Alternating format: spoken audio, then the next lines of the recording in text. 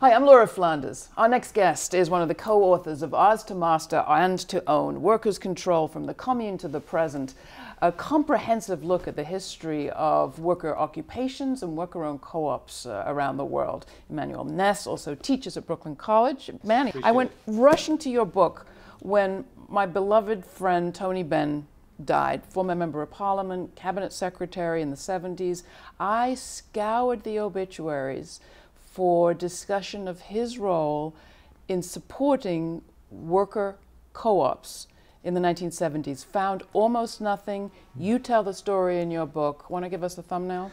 He's known throughout the labor movement in the UK as the leader of the worker cooperative movement. In the 1960s, as British industry became old, a lot of the industries in the United States, as well as the UK, that did not get renovated after the war, couldn't compete as much because technological innovation did not take place to the same degree. And since capitalism depends to a large extent on technological innovation, the industries began to come under threat from capital as well as the state, which invested heavily in those industries. Tony Benn was crucial in 1974 when he came to office, actually even before then, because he was a huge advocate of worker cooperatives. He uniquely saw the connection between socialism, or the socialization of the economy, as a crucial element in transforming a society to one that's more democratic. And which the Labour Party that he was a part of was actually committed to at that time? Precisely.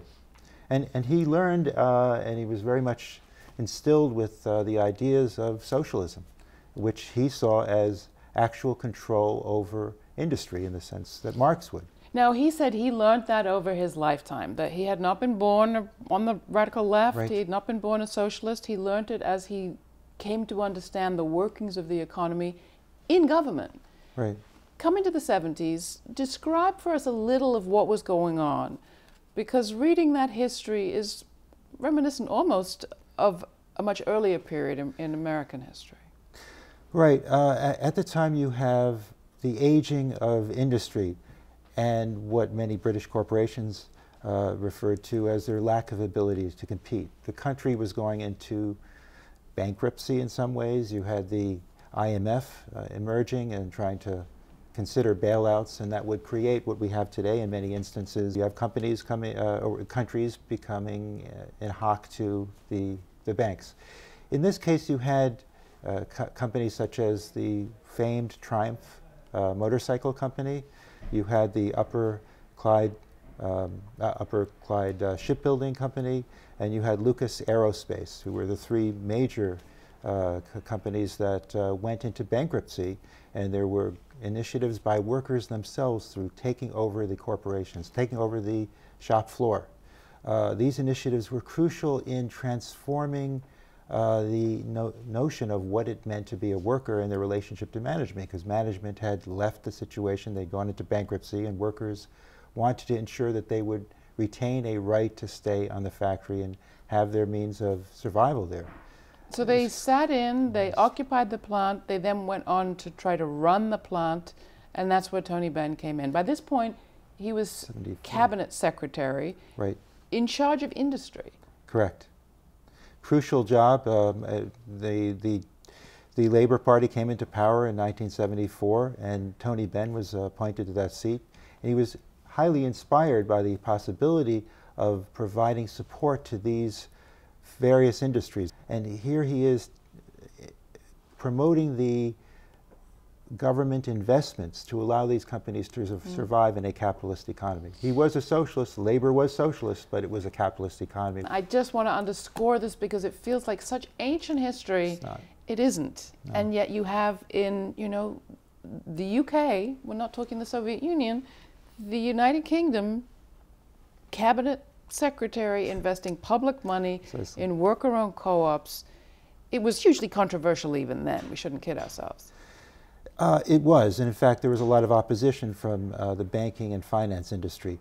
But he managed to collect the millions of dollars that was required to restart these industries, not only to restart, but also to invest in new technology that would allow for competition. Yeah. I mean, remember, the Triumph was a major motorcycle company that was perhaps the innovator Harley and all these other companies. It was perhaps at the forefront. Bonneville, for example, the Bonneville motorcycle company isn't with us today. No. It lasted, what, about 10 years?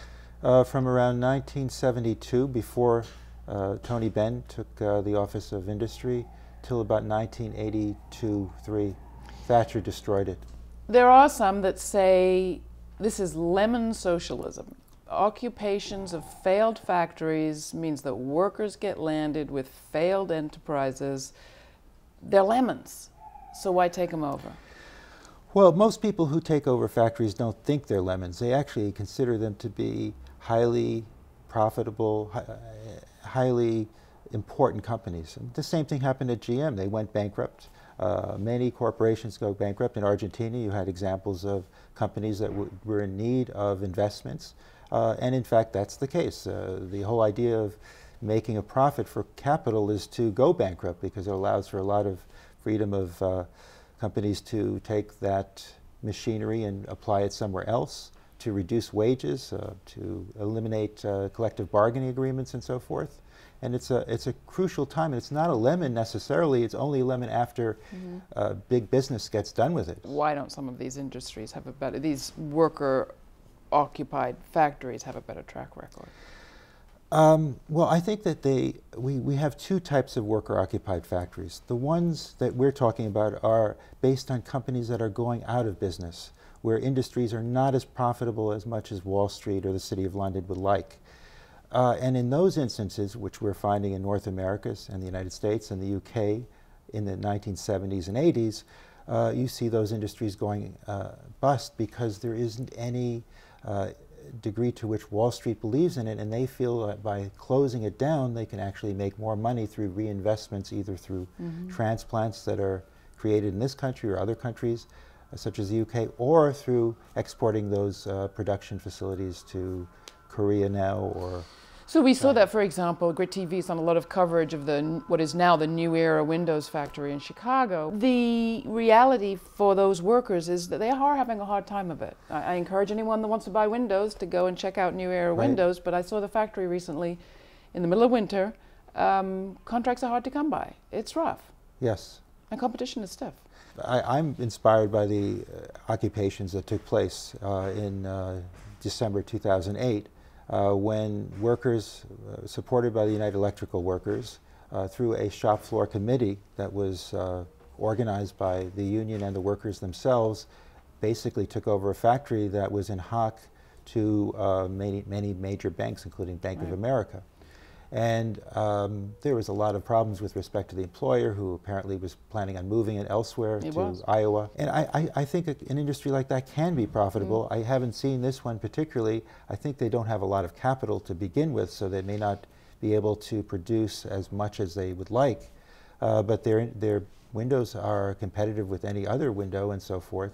And that there is, I know in other cases, a general feeling amongst employers that they should, and management, but especially finance sector, that we should not invest in these companies because it sets a bad precedent. So I guess I'm asking a bigger question in a sense, which has to do with the challenges that worker-owned businesses face, whether it's capital or competition or scale. The odds are very stacked against them. As you researched the book and looked at the picture globally, what did you find on the sort of success-failure ratio? If we take a look at countries in Europe, there's a tremendous amount of success. I think the record, as you are well aware, is that worker cooperatives are as successful as any other company, as any other firm, business, if they get the capital, if they get the new technology, if they're able to compete in the same types of markets. And in many cases, they are. In the United States and many countries in Western Europe, you have the tendency for them to have low scale. Their scale is not great. So you may have a lot of cooperatives, but how many workers are actually involved in it is a question that we need to ask if we want to be honest. Tony Benn was an honest person. He recognized that even big companies could not compete if they didn't get the capital. So therefore Triumph went out of business because he was honest with the workers and told them, we can't do it.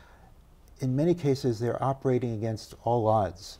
And that the worker cooperatives, the kinds that we support in the United States and elsewhere, are very good examples of how important it is to have worker solidarity, equality of conditions, no extraction of surplus by some outsider. However, there are very few examples, and those examples do not have the scale that we have in major companies. So the president is not going to bail out New Era Windows, but he might bail out Pello Windows or Anderson Windows. Looking at these co-ops over time and over many, many countries, where would you place us on the map, as it were? Are we seeing a resurgence, or are we making a mountain out of a molehill? I think we're seeing a resurgence of worker aspirations to control their destinies under capitalism. I think there's absolutely no question about it. I think we need to make a distinction between the global north and the global south. Mm-hmm. I think we're seeing many more examples in the south. That those examples in the north are amongst many young workers who have college education or college degrees and cannot make a living as a consequence of it, so they feel that this is one niche area. So people are opening coffee shops, they're opening other kinds of distribution centers, they're making bread and so forth, bakeries, video companies and so forth. And so in the South, we're seeing a major insurrection that's taking place amongst key countries, China, India, South Africa, the BRICS, so to speak, mm-hmm. where you have mass-scale worker occupations that are taking on a new character that is having tremendous influence throughout the societies. There's an occupation happening right now as we speak, I think in South Africa, around entry-level wages for miners. We have the resurgence of strike activity in South Africa that has tremendous implications. The tripartite alliance in South Africa that brought together the ANC, the South African Communist Party, and COSATU, the Trade Union Federation, is now under a big threat from black workers who did not get their share of the pie. And many of these workers are taking over their industries, not just platinum mines, but also gold mines and so forth. And this insurrection started in 2009 and continuing to this day. And as we, the May Day holiday is one that we should really celebrate for the kinds of work that is going on amongst these brave miners. And they represent the range of types of workers. There are many migrant workers and so forth, people of all walks of life and so forth that are doing the hardest work in society. So this May Day, if people want to get more information about how to start a co-op or whether to start a co-op or what it takes to run a co-op successfully, where do you recommend they go? There's Geo Magazine, which is an online journal where you can get a lot of the information. There is the New York City Center on Worker Cooperatives that Chris Michael runs. There is Melissa Hoover, the National Federation of Worker Cooperatives. There are many different organizations in North America and the United States that are growing and important. Lots of places to go. I want to close by asking you a kind of more conceptual question. Okay. I'm finding that this discussion about co-ops is taking place amongst people who, many of them will never go on to start a co-op, far less a successful co-op, right. but who are, in the course of questioning co-ops, questioning capitalism, questioning the status quo. Because the first thing you have to do is say, what's the difference between the way we do things and the way that a co-op does things? Right. What's the value of that conversation in itself, do you think? And is that part of what you're provoking? First of all, I think there are many different types of cooperatives which you really put forward. And that in that context, we have people in the United States and elsewhere who are thinking about a new form that should exist that is, in fact, crucial and revolutionary in some ways, in even thinking about it. Because when you think of a cooperative, as you point out, you're also thinking of new ways of generating capital, new ways of social organization. There's no boss. That's an interesting concept. I like that concept. I don't think most people like their bosses, whoever they are. And so this is almost revolutionary if people can continue to conceive the fact that these cooperatives actually can work, they're competitive even in a capitalist market, and that they create a new form of social organization based on the idea of horizontalism, the idea that we can establish a new economy, a term I don't necessarily like because I believe in class struggles and so forth, but an economy that's rooted in collectivities as opposed to the conflict that exists. And I think most people, young people especially, do not like to see the kinds of conflict. They go into the workplace with maybe their parents and they find it totally inimical to what they stand for. and that I think younger people are very much interested in cooperatives. And so I do think it represents a change that the state, media, capital does not want to see us engage in, and when they'll just steptoe around it, but it's crucial. Well, your book's crucial too. Thank you so much for it. Ours to Master and to Own, Workers' Control from the Commune to the Present. You can get more information about it at our website.